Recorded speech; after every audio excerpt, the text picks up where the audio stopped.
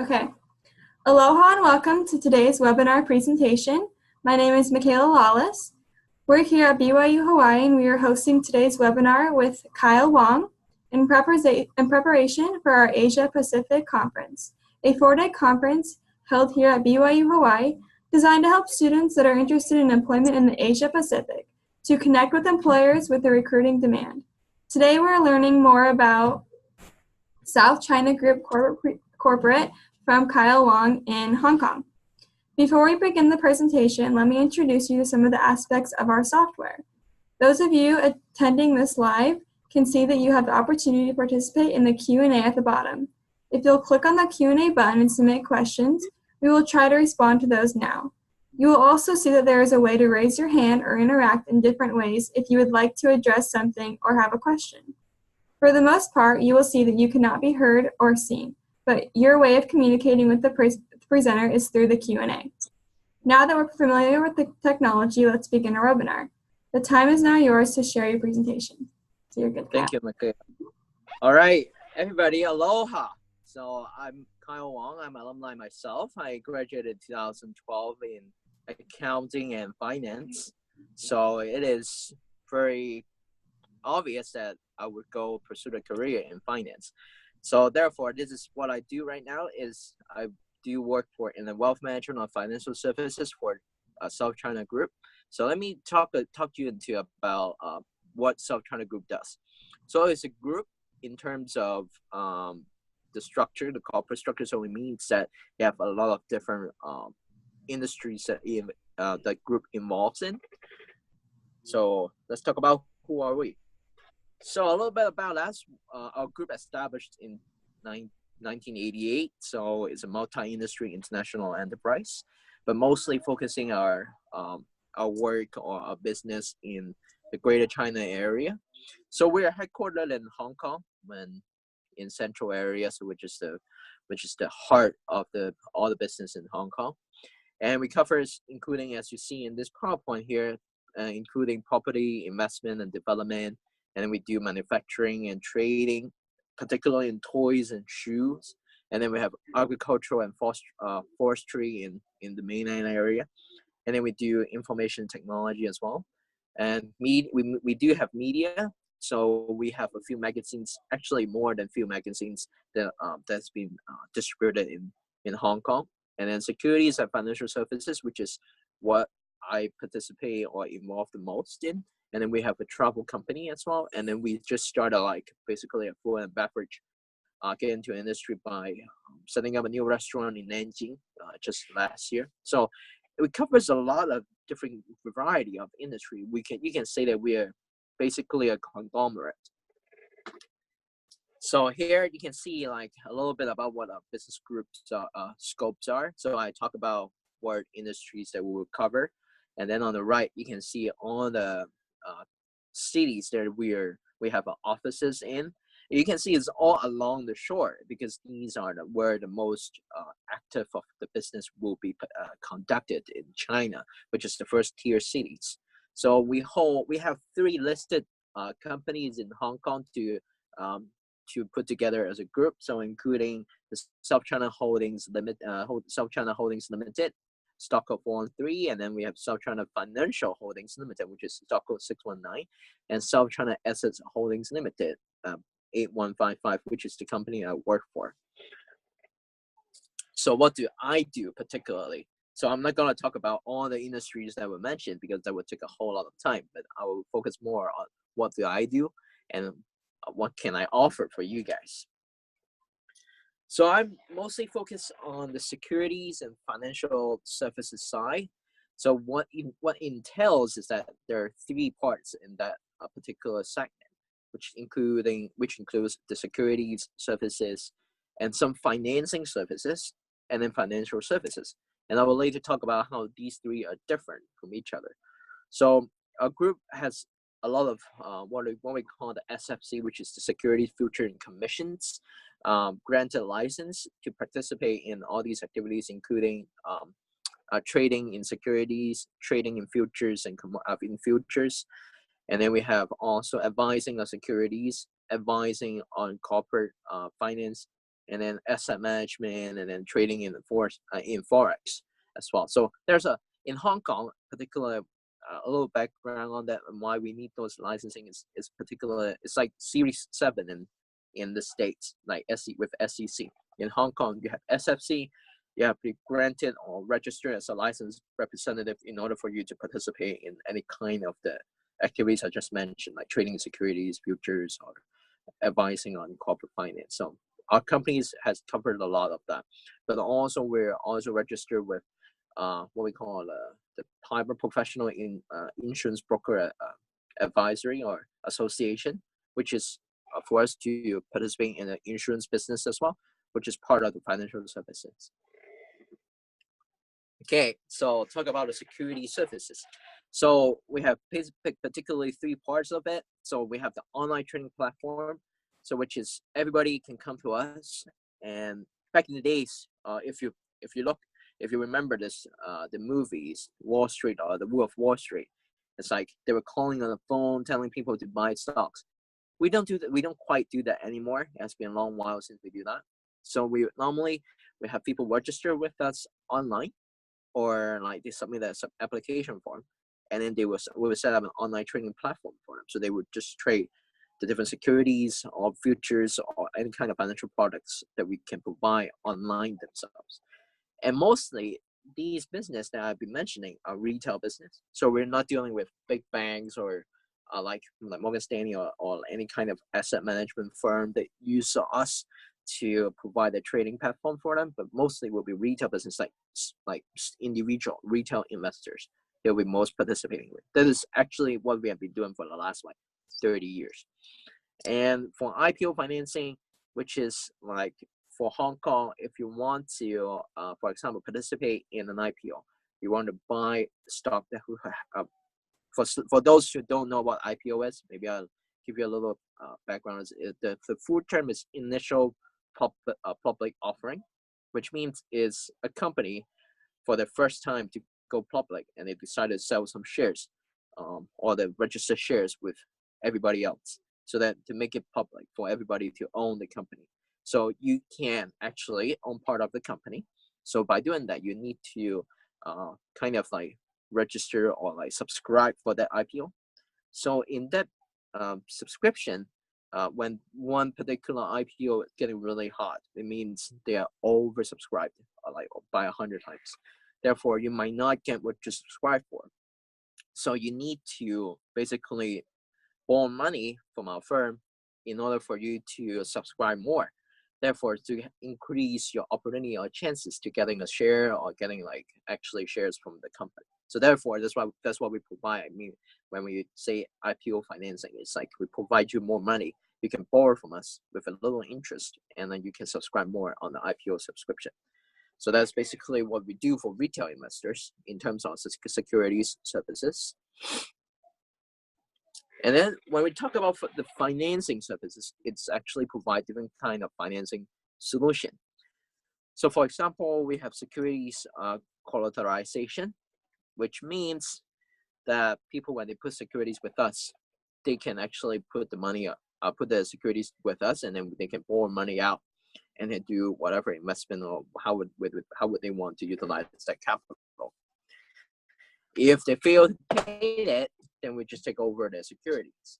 So that's actually how our travel company under our group got acquired, is because there's the owner actually put the entire company to collateralize with our company, and by the end of the day, they started not to pay for it. Therefore, we just took over the whole company. That's how we acquired it. So that's kind of what they do. This is more like sometimes to hire more corporate level. And then from property and personal financing, it's like people applying for mortgages. If they can't get it from the banks, it's because maybe their credit score or something like cannot fit it. We will help them. We provide financing for them with probably a higher interest at probably prime rate, or like, and then with personal financing, it's like, yeah, basically a similar thing. Property is like they can actually put down a property to get money from us, or they can lend for mortgage, or they don't put any collateral with us and they want to straight up lend money or borrow money from us, personal financing. We provide both. And for this leasing part is mainly deal with the Nanjing office. So we don't do it much in Hong Kong because leasing is not a very common practice in Hong Kong. But in Nanjing, they do a leasing business, particularly probably for some of the factories or to help them to finance their capital expenditures. So that would be some of the financing perspectives that we do in our financial services. And then for the last part of this segment about securities and financial services, which is financial services itself, which is what I'm mostly involved in, particularly in the wealth management side. So let me talk about one of these three different elements in this segment. So asset management is different from wealth management. Asset management mainly is about setting up a fund or like a trader fund or private fund, and then for investors, for like high level investors to join and then to subscribe. So they mainly is doing the setup or the investment part. So they don't do the selling or they sometimes they do the selling, they do have roadshow and everything, but mostly they are about the administration and investment side of the particular trader fund or mutual funds, etc. But wealth management is very different. We deal with individuals. We work with particularly high net worth individuals who have assets or capitals that they would like to either preserve or they would like to basically have a gain on those capitals. So we help them to find solutions and we make plans for them and help them to execute so that we can review with them and then like with an ongoing relationship to build with them so that we can help them along the way for them to fulfill all the purposes they might have according with how to deal with their wealth or how to pass it down to their what do you call it, like the sons or grandsons. So it's like a very well-rounded, it's a very all-rounded service that we provide. So it's a lot of solutions in there, a lot of things involved. We involve insurance, involve particular investments, and then we involve sometimes even dealing with trusts, like actual trust, setting up a trust, like you guys call like trust fund babies. Like that's probably what we do. We help them to set up trust fund for their for generations to come. So that's kind of part of what we do.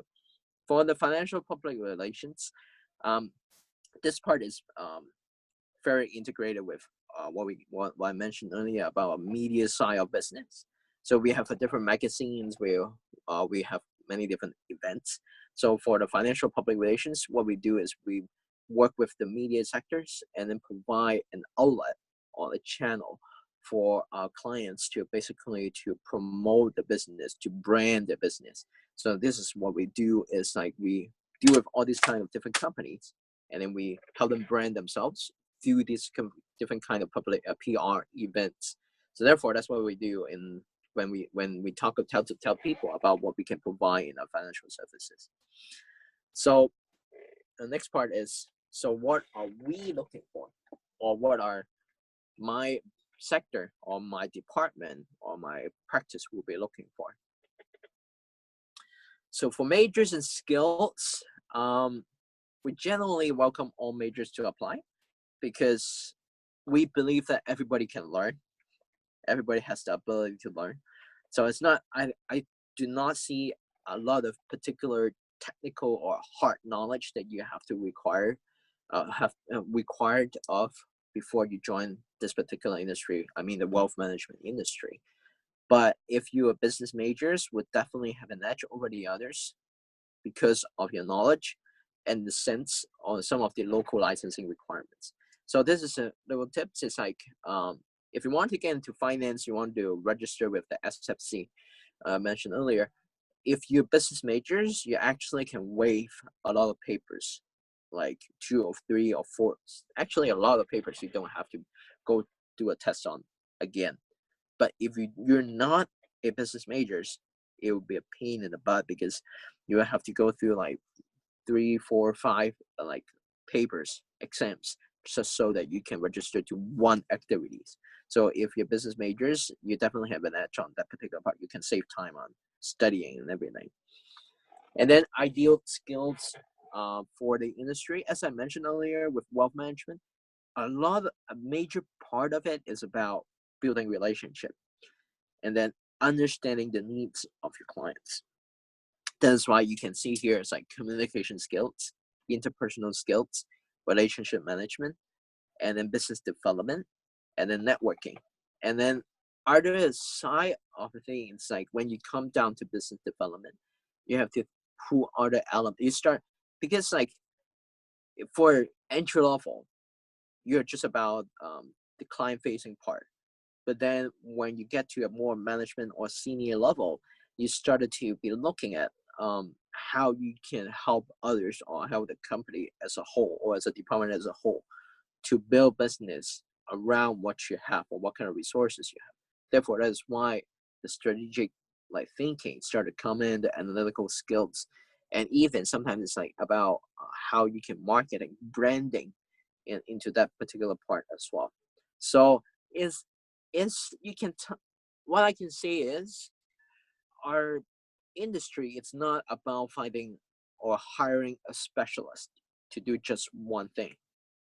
We're more about hiring a generalist that can do multiple things at the same time. Doesn't have to be like extreme technical level, but they have to be keep an open mind and they have to have the sense of business acumen that can do multiple things.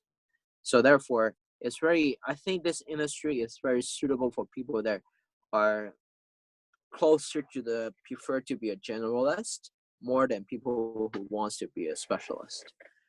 But you can have some specialist roles in our industry, but these only happen they happen a lot only in the bigger corporation. Like you go to Morgan Stanley, JP Morgan, if you do Harvard Wealth Management, yeah, you have particular roles, more specialized roles.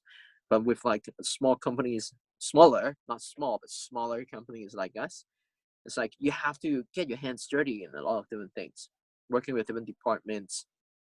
You have to negotiate sometimes even with different departments, and then how to pull resources and then present to your boss and everything. So it's like very well rounded because like if you're in a large corporation, you can hire yourself sometimes even. But with smaller corporations, you don't. You basically have to come out and force you to grow. So it depends what kind of personality you are. And particularly if you want to go into the large crop, I'm just gonna say good luck because it's not easy to get into there. Because every single role with those large crop, they will require people from like 2, 3, or 4 years of experience. So you might have to get that experience somewhere, like from a retail bank or from like some of the local banks in Hong Kong, and then like one step to another. Or like if you prefer, you can just jump into this industry, so like with some smaller corporations. So entry level roles that we particular and as a department will be looking for down the road, because right now it's just like because I just moved to a leadership or like position, started to become a department head, but then like the most senior management doesn't have a total clear picture on where to go yet.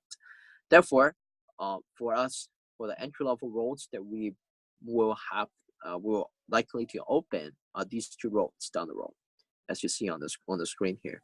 So first is a wealth management trainee, which is people that are at the front, people that are doing the sales, or people doing the relationship management. As you see here, provide professional financial planning services to the clients, participate in some of the wealth and risk management, asset management allocations, insurance, and other financial planning analysis. And then also to develop tight relationship with the high net worth individuals, and also like in different like participate in different promotion programs. So like you'll be doing like a lot of talking, or like you'll be the client facing role with this particular role. And why is it open to Chinese and Hong Kong students? Is because this role, we normally do not come as a staff or like as a salary package. What we do is we do like basically like a partnership method or structure with people who do wealth management training.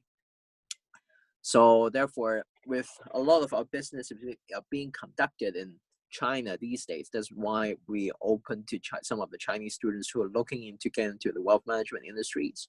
and looking at a head start, and then try to basically develop their own business in China. That would be something that you Chinese students can look for. And then for Hong Kong students, yep, they can also focus on like the Hong Kong market, which is slightly saturated already. But if you can find your own network and you can kind of find a niche, because you don't necessarily have to always just go with like people that you know. You know how you can like always to network out and then like find other clients and everything. So if you know how to do that, how to manage the business, that would be something that you should be looking at. And then the other role, which is the marketing and sales executive, this is more like you take a step back. You become like what we call basically the middle office or like a frontline support role, because you won't be dealing with the clients directly or dealing with the business channels directly, but you'll be helping like assisting to all these relationship management role or managers out there. You have to put in the marketing campaign, you have to do some graphic works, and you probably have to do some like content creation, like putting on the social media. With China, you have to use WeChat and then like putting out articles and everything. And then like when these wealth management people on like the front line, the sales, when they have clients coming in, then you have to help them with their account opening and everything. Slowly, then you become like the the career path of these two roles is very different. With the first role, you just start from dealing with individual clients, and you start to go to working with channels. You're working with like people that have network in China or in Hong Kong.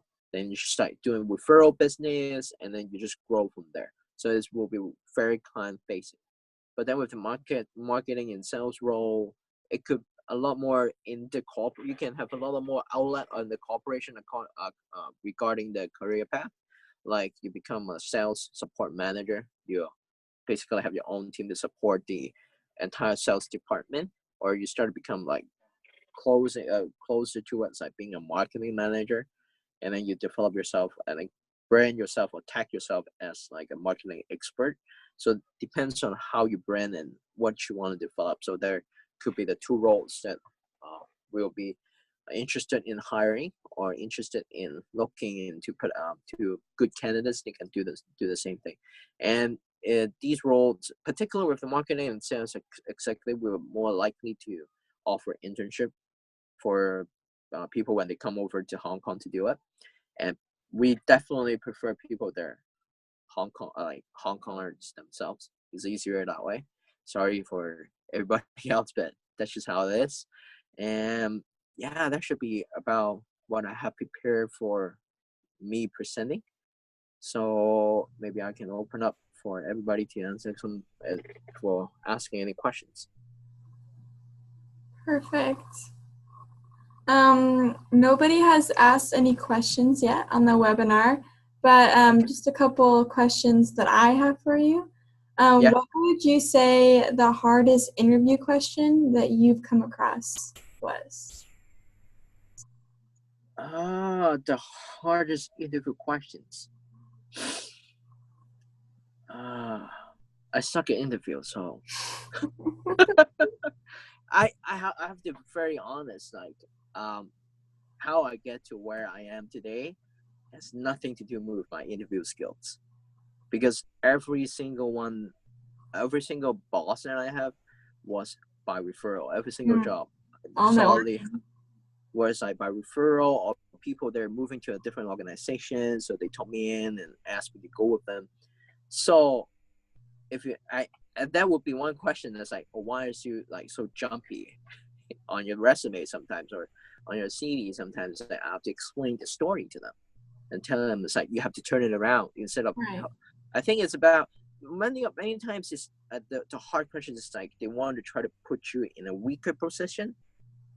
I think what you need to do is how to turn it around to be like showing them this is your strength. Like, yeah, if you're saying jumping, I can tell you the story is because I'm valuable. It's because my supervisor actually like me, like my work, like what I do, So they invite me over to join them in a different organization. And I see that as a better role, more exposure to all sorts of different things. So you just have to tell your stories, I think, many times. And there's a lot of questions that you can prepare, especially for junior staff or entry level interviewee. But then when you get to a certain kind of level, it's like you have already accumulated particular experience, and you have just cater your CV so that you can guide them to ask particular questions. That would be my advice. So then you won't have to face all these very hard questions. Because if your resume is jumping everywhere, you can't guide your interviewer to ask you to get to know you. So I think that would be one particular tips I have for if you face a hard interview questions. Right. That's definitely a good question or answer. Is there any other tips that you have for people entering the interview process or graduating and starting a career? Well, I said earlier about how if you're coming with people who are coming back to Hong Kong, you should, particularly in business majors, should consider getting a master right away.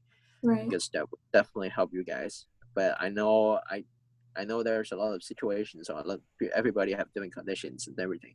Right. I would just have to say, like, not so worry about the money.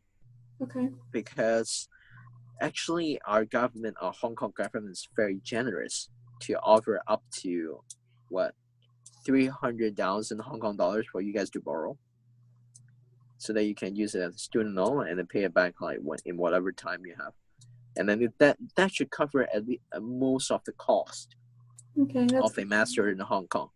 So you can, when people come back, you should talk to the self-reliance manager to see if any info they have for you guys, and then start talking already to these different mentors. Like, don't waste time. Like, don't be lazy. Because I know a lot of times it's because we're being lazy. We don't talk to people. We don't seek out people to talk to. Then we don't have anyone ask or any advice that we get. And then we start to make choices or decisions just on our own knowledge, which is not sufficient. Right. So like if any of particular, because I'm in Hong Kong, if any of the students from Hong Kong would like to talk to anybody in particular industry, because I'm a BYU management cell president, the Hong Kong chapter president. Mm-hmm. So I do know a few people in different kind of industry. If not, I can ask around for you guys. So I'm here to help, but only if you guys want to be helped. So that's awesome. Well, thank you for doing this webinar. Do you have any closing thoughts or? No, I'm good. I'm excited. I hope to see everybody when I get there in March. Perfect. We'll see you in 2 weeks. All right. See you in 2 weeks. Thank you. Bye. Everyone, bye-bye.